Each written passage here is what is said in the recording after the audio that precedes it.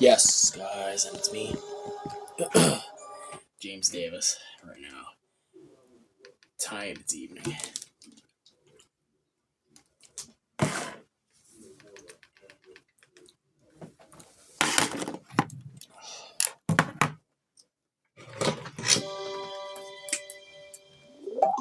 I'm doing my last video, and I'm ready for bed.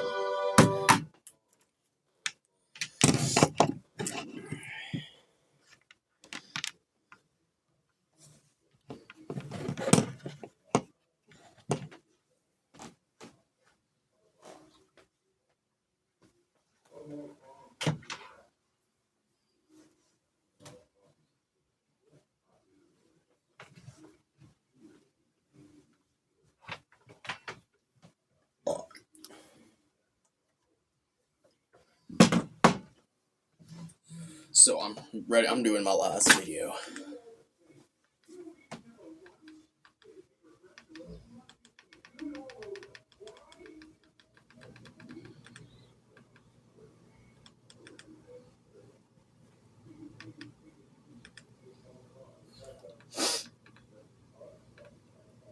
Amy Acton's medical knowledge.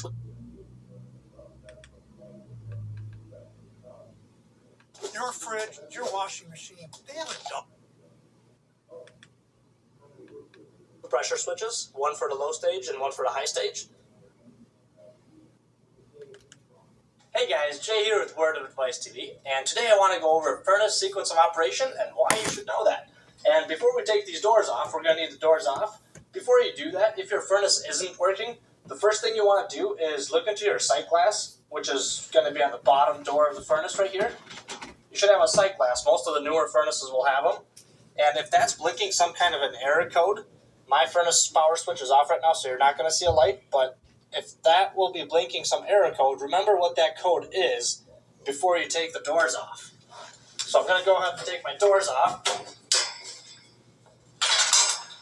and show you why I just said that. So here's my furnace power switch, right? It's off right now. Usually on most furnaces there will be another switch right here called a door switch on the bottom door. And then once you take that door off, this switch automatically pops open and interrupts the power. And if you had some kind of an error code blinking on your control board, for example, I'll turn my power back on so you can see my light. My light's right there blinking, and you can see that through the sight glass usually. If you had some kind of an error code that you flipped your furnace power switch off, or you took the bottom door off, that error code will clear out, and if it's an intermittent problem, then it might be a little hard to track down. But if you have a code, then you know where to start. And as you can see, I just have mine taped up, or you can just, if you have a strong magnet, you can just pop a magnet on top of it when you're troubleshooting, or if you want the furnace to be running while you have the doors off. Otherwise, this switch, when it's popped open, that'll interrupt the power and everything will be blank. And on most furnaces, the explanation of those error codes will be on the back door of either the top furnace door or the bottom door. On mine, all I have is a schematic. There's no explanation of the error codes. And the top door, all that is just grates, as you can see, so there's nothing on the back of that. On this particular furnace, the error codes are actually right on the control board itself. And different furnaces will have different error codes and different diagnostic charts, but for the most part, the error code names will be pretty similar from furnace to furnace. Alright, enough with the sidetracking, back to the main topic, which is the furnace sequence of operation. And before we dive into that, just want to briefly explain what the components are. This here is the gas valve, electronic gas valve, so once power is applied to it, gas valve opens up and lets the gas through. These two are the pressure switches. I have a two-stage furnace, therefore I have two pressure switches, one for the low stage and one for the high stage. I have an inducer motor, or a venting motor, and it's also a two-stage inducer motor. Usually if it's a one-stage, it'll have just two wires coming out of it. It'll usually be a black and a white. Mine, as you can see, has a black, white, and red. That usually indicates that this is a two-stage motor. Then here we have the burners. The igniter, you can't really see. Actually, let me just take this little cover panel off real quick so you can see the burners better.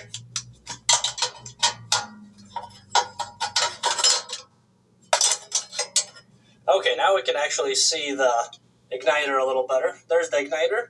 Here's my burners. These are in-shop burners. Most of the newer furnaces will have this style. This is what they look like. As you can see, mine's a little dirty. If you wanted to clean it up while you're in there real quick, all you have to do is just get a brass brush.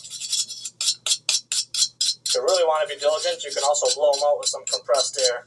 As you can see, that looks a lot better right off the bat. But anyways, that's not what this video is all about. So let's put this burner back in. And then we got the flame sensor on the other side. See that little steel rod right there? That's the flame sensor. Here's the main control board, I'm or ready the for circuit bed. board. And I'm out. Peace. And then here we have